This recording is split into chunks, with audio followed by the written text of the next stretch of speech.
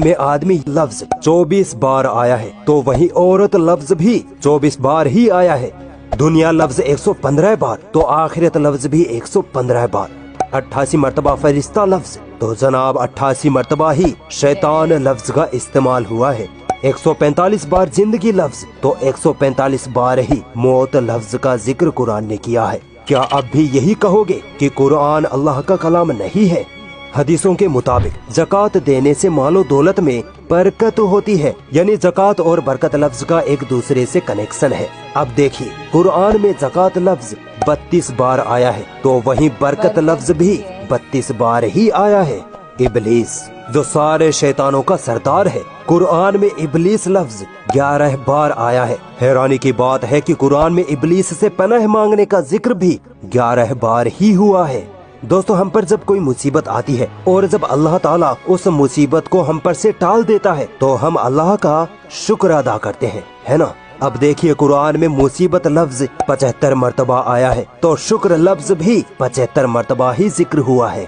क्या कोई इंसान इतनी बड़ी किताब में इतने अमेजिंग न्यूमेरिकल कैलकुलेशन कर सकता है, वो भी 1400 साल पहले? अगर अब भी कोई डाउट है तो आओ और आगे ले चलता हूँ। एक साल में कितने महीने होते हैं? 12। और 12 महीनों में दिन कितने होते हैं? 365।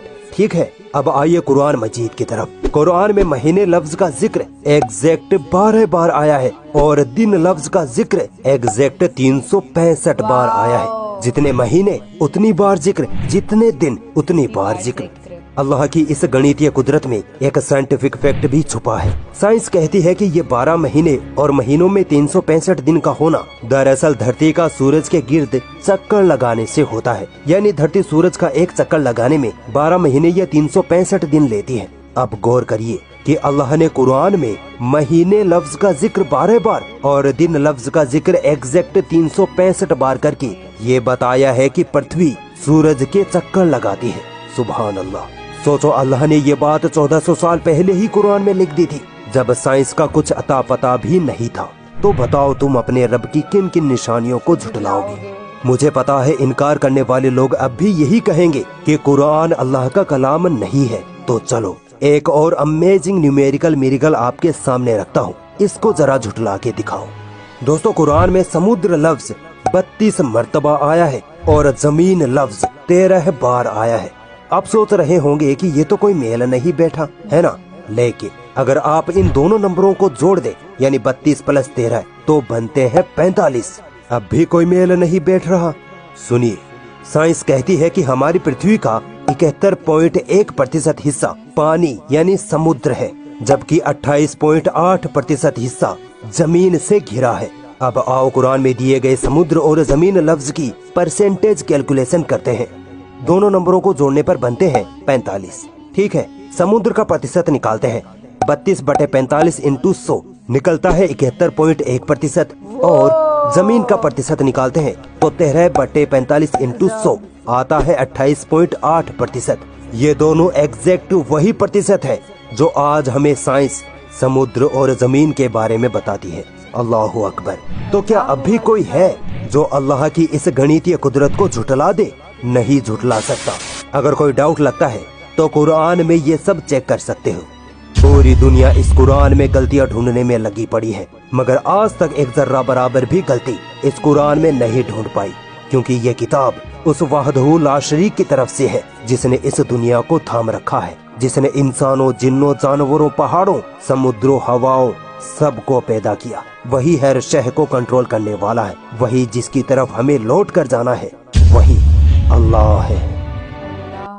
Wow, oh my God, this video was like the perfect one. जितने भी नॉन बिलीवर्स हैं उन लोगों के लिए बहुत ही बेहतरीन वीडियो मैं इसे कहूँगी।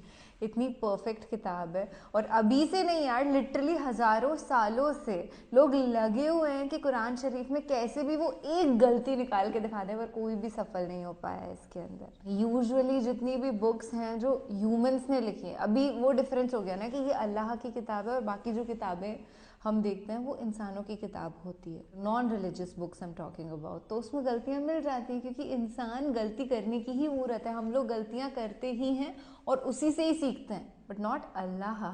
God, what to say now? This is beautiful.